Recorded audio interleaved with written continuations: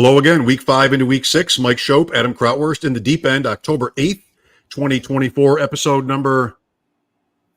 People are counting their episodes? Is that something we should be 492? Yeah. Is that something? Idea. I mean, I've been on the air for 25 years. Should I have been counting shows? Yes. Maybe I should have been doing it. Probably better for the, the like and subscribe and the help the show, all that business, but I've not been counting. I'm sorry. We have another interesting fantasy football season, to put it nicely, with all the injuries and uncertainty. It's crazy out there. We'll check in on the Deep End Invitational standings. Also talk about risk tolerance. Are we ready to bench Josh Allen? And different other situations around fantasy football going into week 6, which is where we're at. Mike and Adam, powered by the Player Profiler Network. Thanks for watching and listening. This is the Deep End.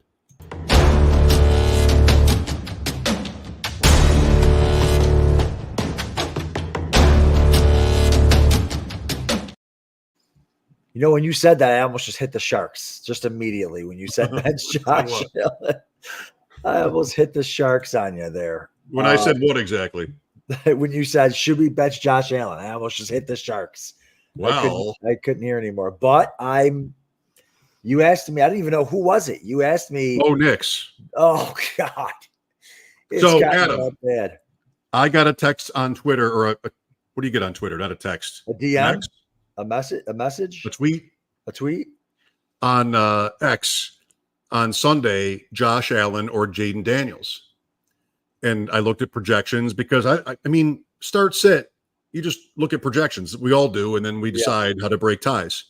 So most of the questions maybe you get or I would get are really like 50-50 balls.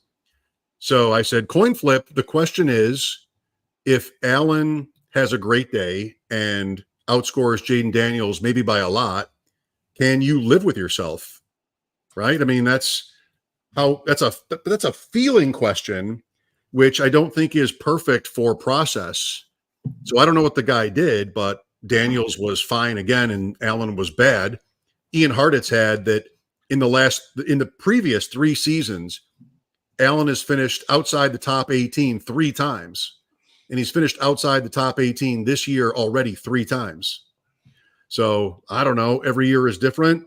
And I feel like maybe Baker Mayfield, Geno Smith, even against the Niners, Bo Nix, Joe Flacco, if he plays, Mason Rudolph are all sort of maybe worthy of a conversation. Mahomes is on bye, or else I'd include him with Allen. Yeah, what you said it best a couple of months ago. You said, like, right after the draft, you said the Bills' offense is lost at sea, and it looked great. It looked great the first couple of weeks because they were playing with a lead. Arizona, or the Cardinals, not so much, but they weren't too behind in that game, and that was a home game opening day. They ended up figuring it out that day, but they're built to play with a lead, and that isn't necessarily good for Josh Allen's stats anyways. Playing with a lead and handing the ball off, and they're not built to play from behind. They've got no weapons to speak of. So the play calls are pretty bad. And yeah, so I mean, I don't want to get into the weeds with Josh Allen, but it's you could certainly see sitting him. I mean, he needs to get there rushing every week to have a chance, I think. And he's not running. And he isn't running. He's sliding a lot. I don't know if that's a finger issue or, hey, I want to preserve my body issue. Which I'm fine with as a Bills fan, but this offense, this is why I was fading Josh Allen all draft season, because this outside of like a super flex draft or something like that, because this offense doesn't have the weapons, and it's on purpose, right? This is what they wanted. They wanted Josh to not. Hey, guess what, everyone? Josh doesn't have any turnovers. He has 1 fumble on the opening drive. They wanted to win football games. Too many turnovers sitting there. Well, guess what? He has no interceptions, but he has no fantasy points 3 out of the 5 weeks. He's been unstartable, and they're getting embarrassed back-to-back weeks. So, but back to fantasy. Yeah, I mean, right now I'm looking in projections here. He's 8 over here, 7 over here at player profile. Like, yeah, you could certainly, especially with guys like that. That's a good comparison, Allen, because you were taking Allen in the top 3 at quarterback, right? But then you were coming back. Maybe you got Jaden Daniels later on at a nice cheap price. Or maybe you got Brock Purdy later on at a nice cheap price. Those guys, Caleb Williams, 2 great weeks back to back here. Justin Fields against the Raiders. Like, you could absolutely see these guys outscoring Josh for sure. And those could have been guys that you drafted with Josh Allen. Well, in best ball, what did you want to do at quarterback if you picked Allen? A lot of those drafts depended on stacks and correlation. Yeah.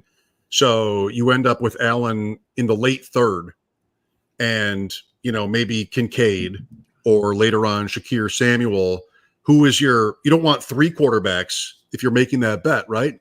Right. So who is your quarterback 2? It could be Geno Smith. It could be Baker, Levis, one of these guys. And, you hope for the best. In managed, in the Fantasy Pros Championship at FFPC, I never would have drafted a second quarterback behind Allen. Like, just no, right. I'll do that. I'll do that later. 20 quarterbacks get picked, so I'm not picking any of them. You have had alternatives in the last couple of weeks, and that continues in the next week. I mean, are we at Spencer Rattler now? There are guys. Daniel Jones is interesting right now for a compliment, but is that really what you want to do? You're 2-2 in the Fantasy Pros, or 3-2 even. You're not going to be 2-2. There's no ties. But, you get to week 6, it's all play. And would you start Daniel Jones against the Bengals over Josh Allen the next night against the Jets? I think you could, but I don't know how you make these decisions. For me, these decisions come down to I just can't. I had Mahomes versus Darnold last week a couple of times. And I knew all the Mahomes stats, no good fantasy weeks in almost one in a year, right? But Darnold, but the Jets, but it's Darnold. I just couldn't. And I got away with that one. Not that Mahomes was huge or anything. I started Dalton over Cousins in one. Thursday Night Football, Atlanta, what are they? And I got crushed. Yeah. Yeah, no, I hear you. The Mahomes one is he's just a thorn in my side all of my football life. It's just between the NFL and real life and fantasy. Yeah. It's just yesterday I played him in a 3K and I needed to fade 19 or 18 and a half, whatever. He gets there by half a point. Doesn't throw a touchdown and gets there. It's just, it's so annoying. But yeah, he's another one that the thing about Mahomes though is he's never like 6 fantasy points, right? He's never going to be. Josh Allen is 8 a couple weeks ago. I don't know how many he had this last week. Wasn't a lot. Just kind of bailed out by a 50-yard Keon Coleman touchdown. But yeah, it's one of those things where Josh has that super low floor this year. And if you think, it's a bounce back, guys, that you and I know this. This Jets defense owns Josh Allen. They have for the last couple of years, even Allen's best years. This defense owns him. Now it's a different offense that they're rolling out there, a different style of offense. But after these last couple of weeks, McDermott's annoyed with him. We're in this part of the season where McDermott's annoyed with Josh. They're not already. They're not going to let him play Superman. I would bench Josh I would bench him. I would start Kyler. I would start Caleb. I would start Justin Fields. I'd start Goff. I would start all those guys over Josh. And that's going down to number 12, number 13. Watson? No, I would cut Watson. I would, only because I don't want to have to start him anymore. I started Watson over Cousins in some leagues last week. If he can't get there against Washington, where's he getting there? And they're just so bad. He might get benched. I'd pick up Winston. I would drop him for Jameis Winston right now because that's what you want. That's really. Oh yeah. In what kind of format? Because you and I co-own a Dynasty team at FFPC where we have Allen, Watson, and I think it's Levis and May. Yeah, I don't. You making a move there? Let me know. Yeah, that's right. We'll have to talk about it after. But I think in a standard 1 quarterback league, where you've got I've got a lot of Watson Cousins, Baker Mayfield, stuff like Caleb Williams, and I'm dropping Watson, so I never am tempted to start him again. I started him over, and you know me, I've got so much Caleb Williams. I started over some Caleb Williams, backfired, get him off the roster, and if Winston comes around, Winston will help everybody because they do pass the ball a lot. The offense has weapons. They pass the ball a ton. Watson just stinks. Daniel Jones or Watson? Dynasty, Daniel Jones. This might be Watson's last game. No one's going to want him ever, and I don't even know if he loves football. I think he's just playing because he gets paid. I mean, who knows? But he's just a mess. And he's injured. It looks like he has a tough time throwing the ball. Yeah. I mean, He's almost as bad as Trevor Lawrence these days. Oh, that's not good. What about Pittsburgh at quarterback? I mean, you think they're going to get away from Justin Fields? Is that what you're asking? That is in the air. They won 3 without doing anything on offense. Then they lost 2. And now they go to the Raiders. Wilson, it's always spin with Pittsburgh, like a lot of teams. But now they're sort of talking up. He's healthy again. He's ready to play the backup role. They're at the Raiders this week.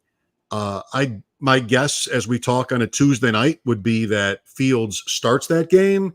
But if they get down to Aiden O'Connell, maybe he comes out and that's it. Fields, Adam, has not been good enough. It wasn't a perfect situation for him. He didn't get the investment from a team that would afford him a longer leash, that would afford him a season or something like that. He wasn't traded for all that time until Pittsburgh gave a 6th or whatever it was, sort of nothing to get him. And that said it all. That put him in a spot where he is going to have to be great right away or he's in trouble. And he could end up like these sort of fluky Darnold, Mayfield, Geno Smith situations that maybe teams are ready to take chances on in the future more so than they were 2 years ago because of those players. But I mean, I don't know. Pittsburgh, it's Arthur Smith, but isn't there enough physical talent and scheme and defensive help where he should be showing more than he has at this point? I feel like right now, my bet before the season was that Fields wouldn't survive, but I don't think it's gotten any better, even though they started 3-0. Yeah, I mean, he's QB8 right now, fantasy-wise. I mean, I'm not in on the beat, the Pittsburgh beat right now, but I know Russell Wilson's always there looming. But Wilson, I mean, I guess it depends on what they want. If they want the upside of Fields, I mean, Fields has three rushing scores. That's nice. It kind of fits their style there. 1 pick, so it's not like he's turning the ball over a ton. I think he's fine. That game the other night was nasty and wet, and that was kind of ugly. Started 2 hours late or an hour and a half late or whatever. But I think they'll keep rolling with him. I'm certainly not cutting him. I like starting these rushing upside QBs for sure. QB8, right in there with CJ Stroud and Kyler Murray. So I'd like to stick with him. I mean, Stroud and Murray though are not going anywhere. Especially with Arizona's win, but also his money. Whereas Fields, like just one bad day or one bad play could be enough to get him pulled, I think. So that's a tricky one. Indianapolis with Richardson maybe healthy enough to play. Do they necessarily go to him if he is? Probably. I mean, for all the reasons that the first round pick, the face of the franchise, that type of thing. I mean, it sucks. We're in one of those situations where it's like for fantasy, we all want Flacco out there. We all want like the veteran who's going to get the ball to the guys. I would rather have Richardson out there because A, I have a lot of Richardson, and B, I was fading Pittman and those guys because of Richardson. So it's like now when I see Pittman and stuff go off, man, I freaking benched Alec Pierce everywhere last week too. That's just so gross that Alec Pierce gets there like nothing. And then he has like 2 60-yard touchdowns with Flacco in there. But in the fourth, it was zeros through 3 quarters, I think. In the fourth, it's just so gross. But so I mean, I want Richardson to get back in there. I don't necessarily know how great he was playing when he was in there, but it's just the same old, gotta stay healthy, he looked weird. I mean, he looked awkward running the ball. It was different than what he used to. Maybe he was trying to like be less aggressive, but he was kind of like stutter stepping and like not like running people over like he used to, maybe to not get hurt, but that didn't work very well. I think there is a comparison with Fields where I think these guys can get in their own heads or let other people's voices in their own heads. I mean, I think if Fields didn't go to the most horrendous situation when he was drafted, traded up for by the Bears, I mean, of all franchises, and just, Nagy and like Andy Dalton starts over him, what are the odds that he's going to ever get in there and just let it out? It's part of what makes Lamar Jackson so incredible, because Jackson went to a Ravens team that drafted Hayden Hurst before him. and had Joe Flacco, former Super Bowl winner, in place, like an established defense first team. And Jackson was so undeniable that when Flacco went down for a minute, okay, you're done. And they went to the playoffs. The next year he was unanimous MVP. That's really hard to do. You're not only having to play at such a high level, but you have to overcome all these forces against you. And I think Fields has succumbed to that. And I think Richardson might, because coach is in his, second year. And if the vibes are good with Flacco, they did lose the game in Jacksonville, which is maybe very fortunate for Richardson. He's going to have to overcome a lot of negative pressures. He is a third overall pick, which is much higher than Jackson even was, or Fields. But they're still going to try to win games. And he has to be able to sort of push off that kind of noise and distraction and still play. But, why is he running maybe tentatively? Because he's been told to. And Fields was also kind of limited. Maybe that's a little much to say about him. Progressions or whatever, like that was more his thing, was not that he wouldn't take off, but that he couldn't or wouldn't kind of go through his reads. They want Richardson. That Bears game, Adam, he could have run for 150 yards in that game, but he refused. He never scrambled. Everything was like, I'm going to throw it. He got picked off 3 times. He might have completed 8 passes. They won, but it was not at all what we're betting on, whether you're in fantasy or whether you're the Colts. This was not the idea. So they have to let him go. Yeah, it's so stupid. I remember them doing this with, was it Jim Mora who did this with Michael Vick, or his son Mike Mora? I don't know, one of them. Jim Mora Jr. Jim Mora Jr. tried to make Michael Vick into a West Coast quarterback. Like, what the freak are you doing? Like, it's so stupid. So they take Anthony Richardson, the guy. Like, listen, you just gotta let them be them. If they get hurt, they get hurt. If you're worried about them getting hurt, don't draft them. If you don't want your quarterback running, don't draft a running quarterback. Imagine playing defense against the Bills, and and the Bills are telling Josh Allen not to run. You know what it looks like? It looks like the last week and freaking week 4. It's terrible. It looks like this season or the first 5 weeks or so of last season. It's hideous. Like, that's what you want. They were talking about that with Jaden Daniels this year. Like, Jaden Daniels, they don't want him to run as much. Like, that's what I want to hear when I'm on freaking defense. So it's so stupid. If you don't want your athletic quarterback running, don't draft an athletic quarterback. Yeah, they got to let Richardson just do him. If he gets hurt, then he gets hurt, but it's like, you can't have, like you said, 8 completions, 3 interceptions, like running tentatively.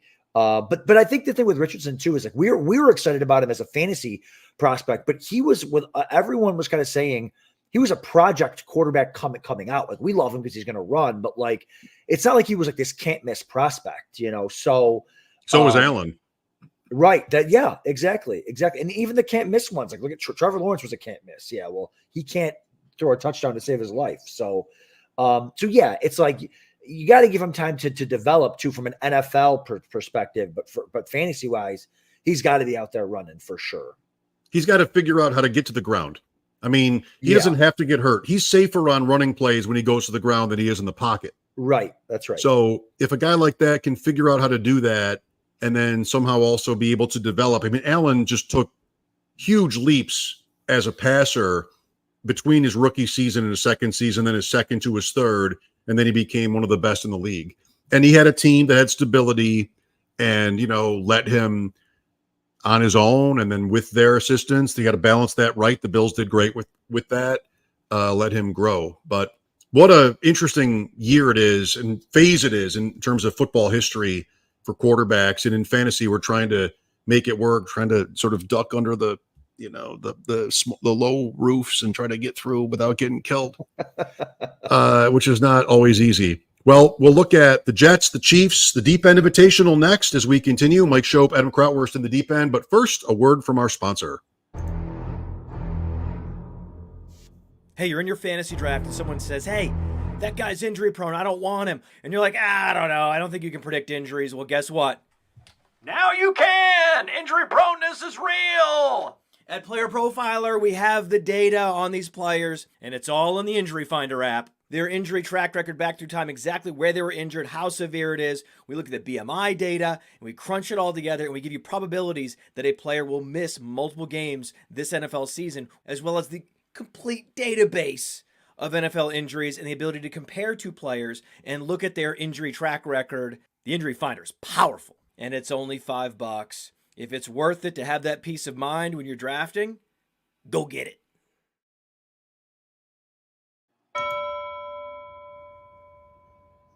What is this card, Adam? Have you seen it? It's Roger Staubach. It's Fred Biletnikoff. Or that. That's right. I knew that. I knew it was a Raider. Wait, Staubach. What is it? Boy. It's like a Philadelphia chewing gum. Oh, You and I can talk about this later. I'll make you. You can make me an offer. that's right. Well, Adam and I have been around for, is it 5 years now? 4. This is our 4th season. Think about it in terms of the Invitational. Yeah. Maybe How this many? is 5. How many winners can you name? Pete, Pete, Chad, Chad, Go Bills, John Go Bills. Scuderi. Not in that order. John Scuderi. So this is year 5. Wow. This is year 5. Let's take a look at the standings. Oh boy, let's take a peek. What do we got? Oh, what do you know? What do you know? What do you know? I'm in first. You're in first place. How do you feel? So it's a Lamb, Prescott, Drake London team. Right. So I'll just say what I did with the spreadsheet is show everybody in the top 10 their first 3 picks. Yep. Last time we did quarterbacks. And so you do have a couple of CD Lambs, 1, 2, myself and Mason Spain. Look how well he's doing in his first time around. That's right. You have a couple of Barclays, Prescott, myself and Bip. Interesting to see Deepak, who's in my division in the 4th position. He didn't pick a quarterback until round 8 and is getting away with it. Humble brag was getting text tonight from John Daigle, who is in 2nd place in Division 1, or not 2nd place, but he's up there. He's close in Division 1. And he and I have a lot of the same players, Derrick Henry, London Cousins. So, of course, naturally, you're going to see guys that have done well so far through 5 weeks in the NFL on that list. Matt Schauf with Burrow and Chase, his first 2 picks, and then Barkley. That seems really good. Yeah, that's looking good. And it's funny. So this is year 5. Schauf's always up there in the top 10. He is. Rebar is always. I think he's won his league like twice, which is super impressive. He hasn't won the overall, but Rebar's always. Yep. Rich Rebar's in it. Glenn Snake Carrot, an FFWC guy. He's in there, part of the portfolio. Burrow and Chase. A lot of quarterbacks early for a lot of these guys. Obviously, it being super flex, but yeah, it's interesting to see. We got the Alan Taylor Pacheco team for Rich Rebar. That might be fading quickly. I don't know where he was prior to this week, but yeah, you got Deepak. No quarterbacks till round 8, like you said. Well, I'll show you my board. So you have 4 teams in the top 10 that are from Division 2. Yep. Myself, Deepak, and then Pat Thorman and Rebar. And if I put my board up instead of this, you'll see what that looked like. You have to give me a minute because I'm 90. No, how to do good. this. That's good. Listen, I mean, I know everyone's clamoring. What does my team look like? Listen, my team was CMC, Bijan, Puka, I think were my first 3 picks. So I'll let you know into 2 weeks. We'll see how I do. Let's get everybody back. It's probably too late for that though. All right, here we go.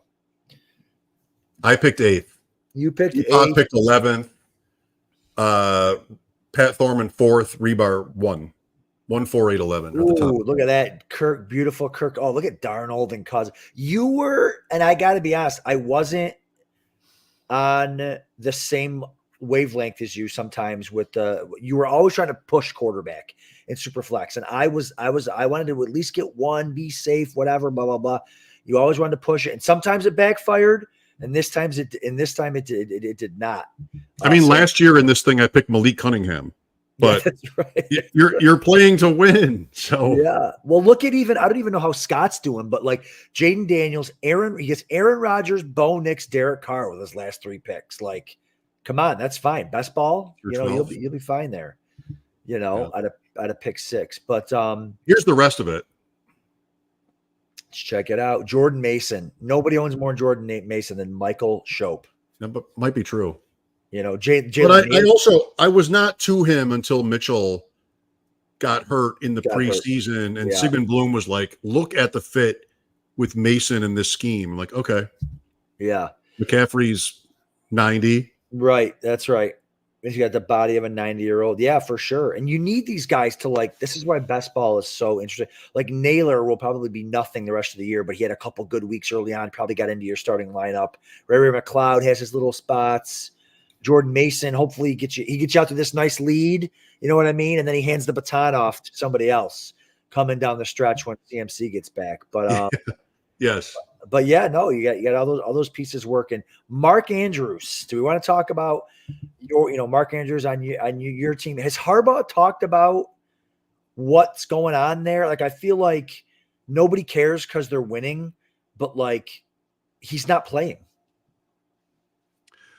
Well, I have a Ravens bias. I think that's a very efficient, smart franchise, and I think Andrews is really good. Jackson is great, and they've had a connection. I don't know if there's anything personal, but I want to sort of rule that out. And I think Andrews is probably not shot at 29. So they've heavily invested in tight end the whole time. Again, drafting Hayden Hurst before Lamar Jackson in that famous first round in 2018. Kolar is somebody, I have a little bit of Kolar in Dynasty because he was good catching the ball as a tight end in college, and it's the Ravens. So it's kind of like a running back depth chart where there's one injury away, although right now he's mattering without the injury. So, that's a team where at that position, that's really interesting this year. Like, it's always running back that gets the credit for, hey, doesn't matter who it is. Somebody gets hurt, next guy up, he'll be the same. Mason, McCaffrey, it's always like that with running back. Look at the Ravens at tight end. Look at the Chiefs at receiver last night with Rice out. We'll take apparently reportedly shot JuJu Smith-Schuster. Yeah. We'll just throw him in and he'll have a better game than anybody's ever had in that position for Kansas City in a long time. Like it's always said, and it's not wrong. Like wide receiver, you can't get the same return just by replacing the injured starter later on. And AJ Brown goes down. You can't just plug in Jalen Reagor and get AJ Brown. Like we all know that. Running back, it's more sort of assumed that you will get that. But with Kansas City and JuJu, and Baltimore is so into its tight ends, it's got to be an organizational thing. It's a Lamar thing. They don't have the receivers.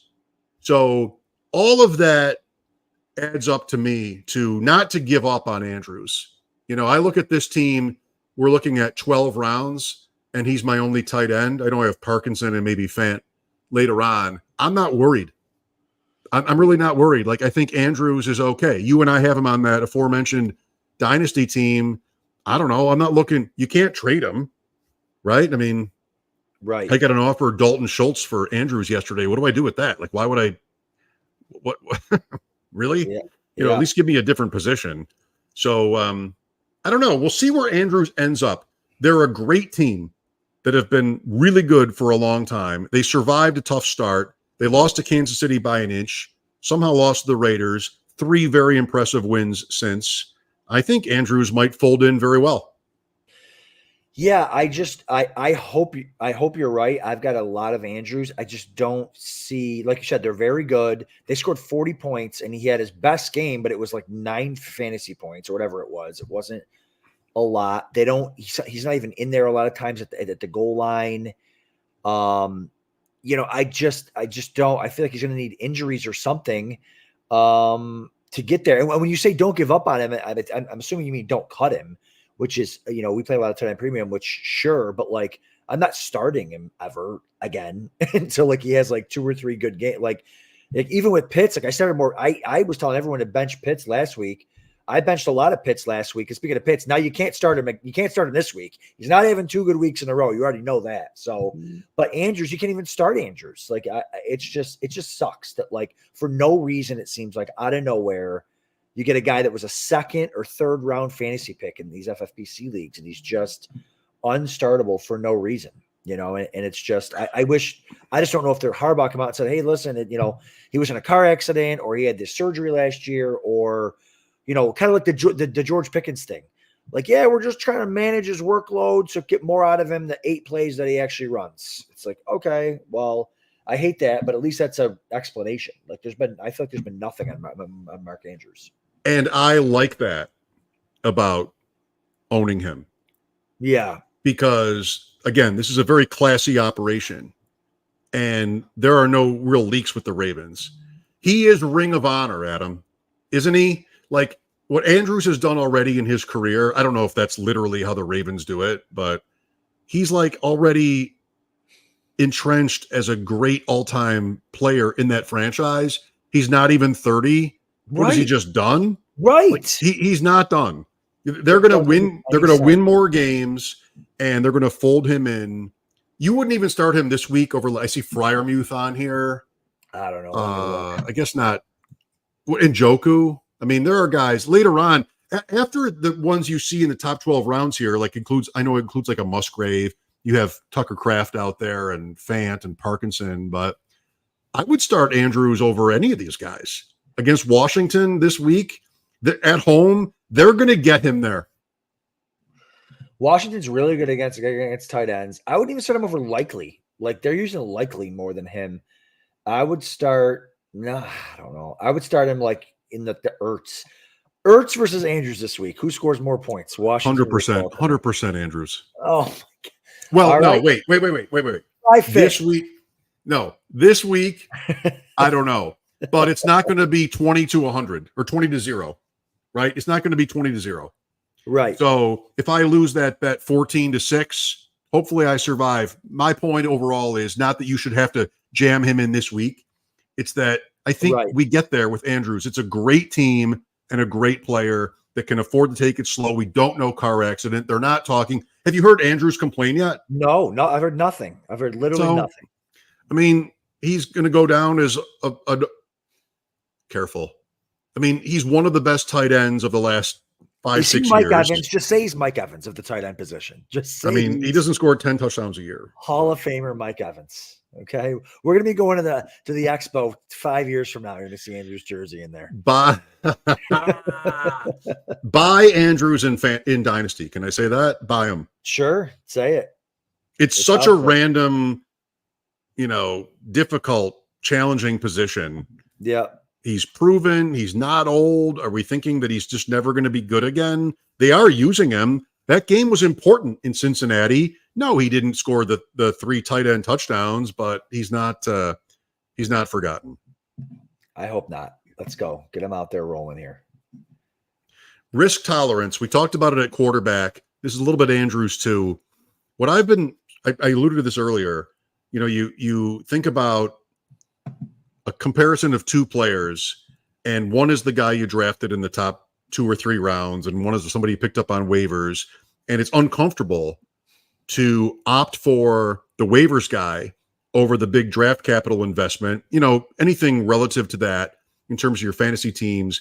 Do you have, I mentioned earlier, talking about Allen versus some of these journeyman quarterbacks and how tough that can feel when you bench your early draft pick for one of those other guys. Do you have an approach or an attitude about that? Yeah, well, yeah. I mean, I think this year in particular, like it's like always start your studs, right? But this year, like, who are the studs? Like, there are no studs. There's like 3 at like each position, right? It's like Alvin Kamara, Barkley, Derrick Henry, like, even Kenneth Walker, like, he's great, but he misses 2 weeks with injury. Like, it's just, there's no one that you can rely on week in and week out. Receivers, it's Jefferson and Jamar Chase. Neighbors has missed a week, but you can start it. Like, there's just no guys you can be like, yep, no matter what. And then with the receivers, Mike, it's even worse. It's like, okay, The receivers got to be good. They got to be healthy. Their quarterback has to be healthy. The defense can't have one of those lockdown corners. They can't run the cover 4 shell, like all this different crap that like goes into like, can I start my stud? Like, not if he's playing Patrick Surtain, you can't. Not if he's playing, one of the other corners. This week the Jets have 2 of them. Like, it just goes on and on and on with like all the different. So I'm more like, you're really good at this. My buddy Sam, who I own a lot of teams with, hey Sam, is really good at this. At just going like putting kind of the name out of it, just going with like, hey, no, this guy this week is the guy, because he started Sam in one of our main events. He started Jalen Tolbert this week over someone, I forget who it was, that I never would have done it. And I like, you know what? Fine, go ahead and do it. And he was right. And it was just like, Jalen Tolbert against the Steelers in a rainstorm, and Jalen Tolbert gets there. And it's like, only because of the last play. I know. Like, but literally the play before, he hurt his nuts. It's a fumble, or two plays before, it's a fumble on the 1 yard line. And if Dowdle goes in, what is Tolbert? I like Tolbert. We got a text in the chat about him earlier. Yeah. I like the player fine. I think he's interesting going forward, but what you give me too much credit to say I'm good at it.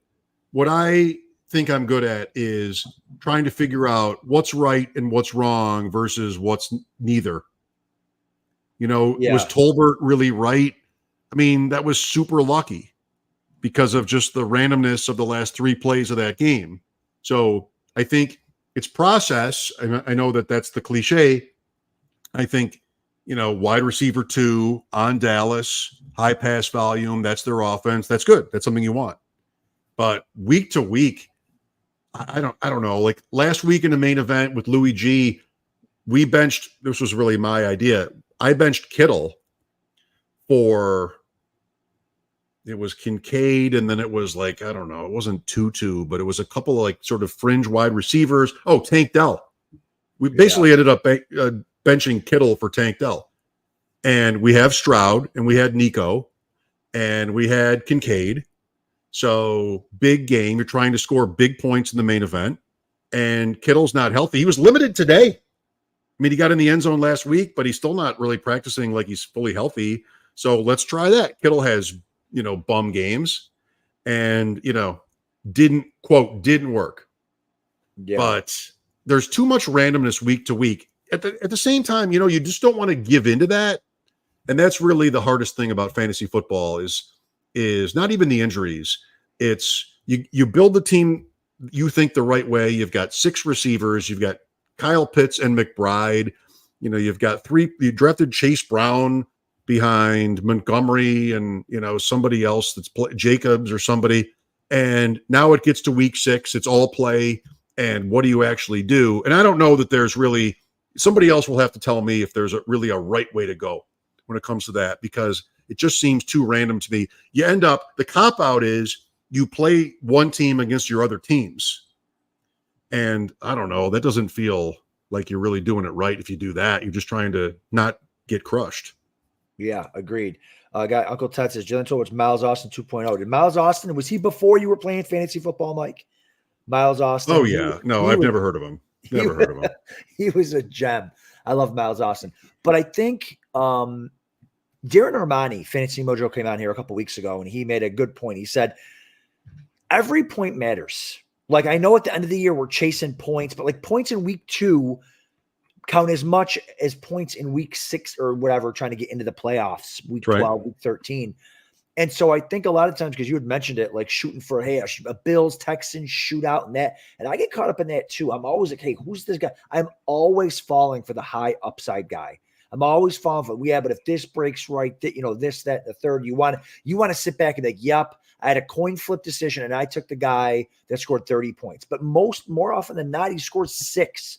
And you should have just gone with the guy you know is going to score 12. And that kind of points to like this week with the all play. I was looking at the FFPC all play week 6. I looked at scores from the last 2 weeks from all my main events. You got to score to be in the top 6 in scoring. You got to score like mid 140s. Yep. To be able to be to be able to kind of lock yourself into a win. And that's not even super safe. Like, how do you get to 140 something, right? You're getting 4 from your defense, unless they score, because that's FFPC. You might get 20 from your quarterback nowadays, because touchdowns are only worth 4. Like, Mahomes goes for 320 passing yards, no touchdowns. He only gets to 19 or something like that. So you can't even count. Like, your kicker is probably one of your more consistent. He's going to get you to double digits. You still got to be a little risky, and you got to take some risks in week 6 to get to that 145. And so, yeah, I kind of struggle with it. Do I go with the 13 points or the guy then get me 25? Because 145 is tough to get to. Do we know the answer to this? I feel like we've asked this before. I wish they would do the all play in a week where there's not a bye. Like, FFWC does it the first 2 weeks. Like, I feel like now we've got injuries have kicked in, bye weeks are here. Like, I just wish it wasn't, because at this point, sometimes you're forced and just starting whoever you freaking got left. You know, you got Devonta Smith's hurt, Puka Nakua's hurt, this guy's on a bye, that guy's on a bye, and I'm just starting whoever I got left, you know? Miami, Kansas City, Minnesota Rams this week. That might be right. It's also almost too much thinking. I think, what do we do in fantasy sports when we think there's sort of one logical approach? You want to go the other way. And I would say to all play, not that I can prove it, but I think you want to be not afraid of upside plays, whoever that might be. I mean, the first guy that I thought of was Xavier Worthy, but he's on bye. Somebody who's kind of more all or nothing, Shaheed, somebody like that, backup quarterback. I just wouldn't be afraid of it. I think I would probably still play. I'm not sure I'm right, but I think I would probably still play the guys I think are my best guys. Certain projection sites don't understand all play. They don't care. They're not here for it. Right. They're not wired for it. So it's going to tell you, one guy's 18 points, one guy's 16 points. This year I've tried to be more individualistic with those lineup decisions. Like, just don't be projections are trying to sort of meet the middle where they don't account for the ranges. And, like, the thing is, I've told you this before. I know you get it. You remember your misses far more easily than your hits. Like Tucker Kraft for me, I started Kraft over Kincaid. I started Kraft over Kittle. I started Kraft in a lot of places. I started Dontavian Wicks in the same way. And on a lot of those teams, he busted and Kraft hit. So don't forget about your hits, because they mean more even than your misses. A lot of your teams are going to lose anyway. So your hits are even more valuable than your misses are costly. And I think your brain sort of messes with you when it comes to this. Ultimately, I think the bottom line is, play your best guys and not overdo the whole all play thing. So I don't know. I don't have to be right, but that's how I look at it. Obviously you've got the guys that you drafted highly, right? Or the guys that are performing really, really well. Those are your best guys. But I feel like it's a certain point. How many like locked in guys do you have week in and week out where the matchup doesn't matter? It's probably very few. Like, I'm looking at, like, once you get to maybe outside the top 10 of each position, I like to go, and I could be wrong, I probably am. I just like to go based off of like matchups, like who they're playing, like week in and week out. Like, you get like Jacobs might be considered much better than like a Tony Pollard.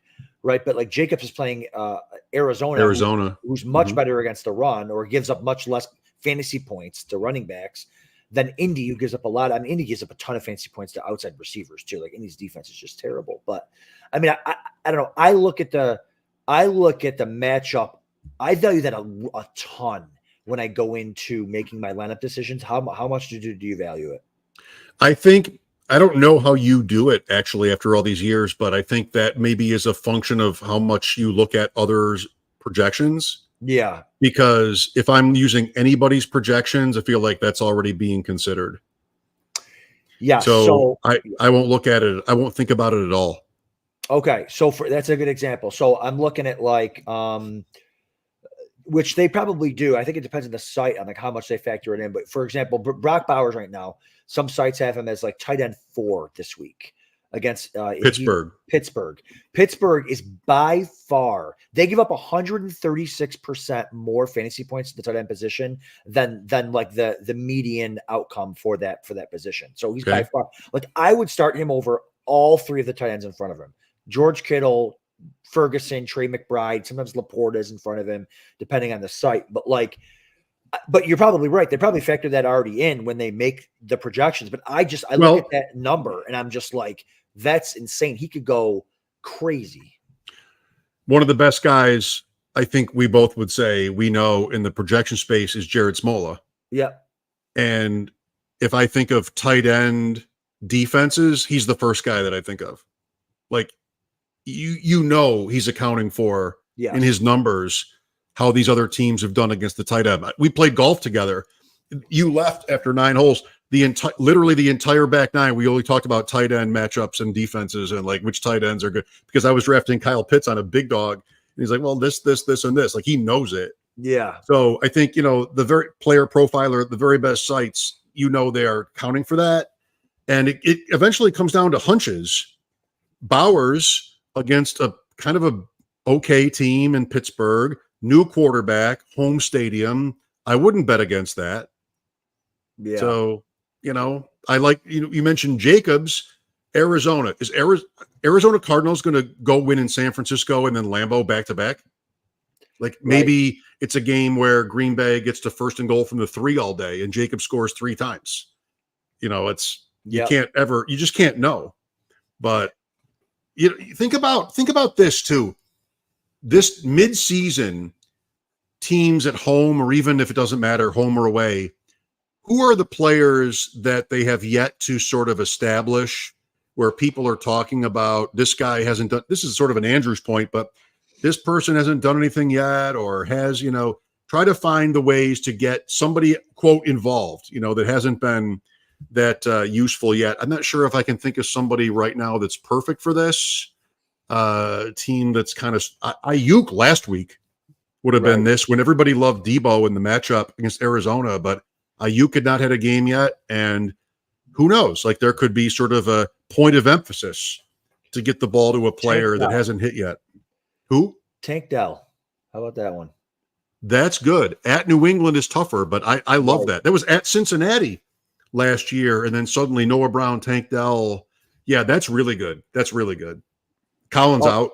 Collins out. Although I will say, reception perception is saying that his routes are nowhere near, like, he's nowhere near as good as he was last year. Like, his routes are, for whatever reason, there's, Matt's trying to figure it out, but I'll tell you. Why? Tell me. Talk to me. Well, I'm not Matt, but Collins out off a broken leg, 4-1. The game script might be such where Drake May is going to play against them where they could win the game 20-3. Right. But if they get pushed at all, he's a great thought for this point. I want to get him, feeling, how would you do it if you didn't even know fantasy football was a real thing and you were the team? You'd be like, let's get this guy. We're in first place. We're winning this game. Let's hit one play. The quarterback's good enough. The player's fast. You sort of just pop one to Tank Dell and then you're home. And then nobody's asking these questions anymore. And you're 5-1 and the guy's off the schneid and you're fine. Like that, I don't know how you sort of numerically account for this in projections, but it is really sort of like a kind of meta way of looking at teams and players where you try to see the whole board in a different way. There's no predictive analytics for the squeaky wheel. There's nothing. There like should that be. in there. There should be. Let me see if I have it over here. That's right. Squeakywheel.org. Somebody's got to have it. But no, a lot goes into, like, it's all, hey, drafting and waivers, but man, a lot of times the lineup setting is a difference between, I lost a 5K this week by 0.5, and you go in and you look and it's like, man, I could have started this over I started Lockett over Michael Wilson. It was a coin flip, and Wilson against the Niners, Lockett, I forget who the Seahawks played. Oh, Giants. But Lockett wasn't a miss. I think Lockett was 11 and Michael Wilson was 12.5 or something like that. Oh my goodness. Like, how do you know? That's small, right? How do you know? It's all that, but it's like, it's all, the lineup setting is almost as important as who you draft and waivers and like everything else. And it's just, I wish there was a better way, a more, I don't know, like an easier way to do it. I guess there's best ball. That's the better way. This isn't going to feel better, and I'm not sure this will be a thing, but just to scare you a little bit, next year's conversation in this department is kickers. Why didn't we all draft Fairbairn? 50-point bonuses and yards and just, I mean, those are definitely swinging fantasy games, even in high stakes, is the kicker scene. So that's another thing that, to make it worse, there are kickers. At least, you know, a lot of the leagues I play in don't take away points for missed kicks. There's been a lot of missed field goals this year, unless you're playing the Bills. Then those, my poor son, I got to go back to the Bills game. He's only 13. He doesn't know yet. And he's like, Dad, they're not making a 59-yard field goal. I said, son, he's going to make it with 15 yards to spare. And he puts it in the stance on a 59-yard field goal through the uprights. Like, it's just sick. It's just sick. But that's my Bills fandom pouring through again. I'll talk to him. That's right.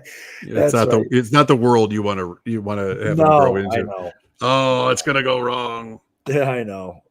Adam, last time I jumped in, we had Mojo on. I'm like, oh, I'm doing this, and this, but I did not give you a chance to talk about full-time and different sites you're involved with. So please have the floor. Where can we get more of you? Very nice. Well, you'll find me on the pitch coaching soccer for 3 different teams throughout the course of the year. But no, I do a lot of work over at Full-Time Fantasy. Scott and Ian are great over there. We do a show every Wednesday night. So tomorrow night we'll be live. I have a lot of high stakes players on that show. We just talk about rosters and teams and roster build. We kind of get into waivers and stuff like that. So that's always fun. I also do a start sit article for them that comes out Friday mornings on full-time fantasy. So you guys can check that out. And then you find me in the streets, in the waivers streets, and on X, and hanging out with you. Yeah, that pretty much covers it.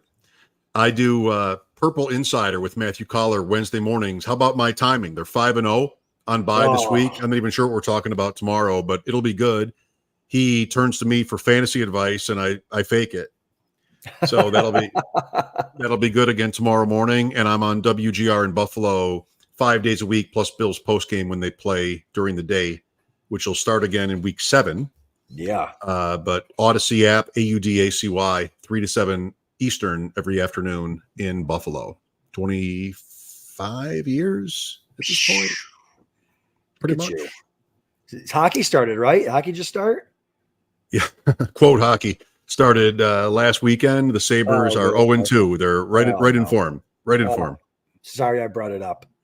2 goals, 7 against. Oh. On that happy note, thanks to you, Adam, and everybody at the Player Profiler Network, Matt, Theo, and everybody else involved in helping us get on the stream. Please like and subscribe and tell your dearest, nearest relatives and friends that we exist. It doesn't even matter if they watch or listen. They just have to like and subscribe, and then they can go back to their merry lives. We will see you soon in the deep end. Good luck in week 6. See you guys. From the podfather to you, I deeply appreciate you tuning in. And many ask, what can I do? What can I do to help support the hosts, the research they do, the production costs? Go to playerprofiler.com, Dynasty Deluxe, World Famous Draft Kit, Rankings, DFS Dominator, and of course, data analysis. Subscribe to any one of those, and you support all of us and take Player Profiler to the moon.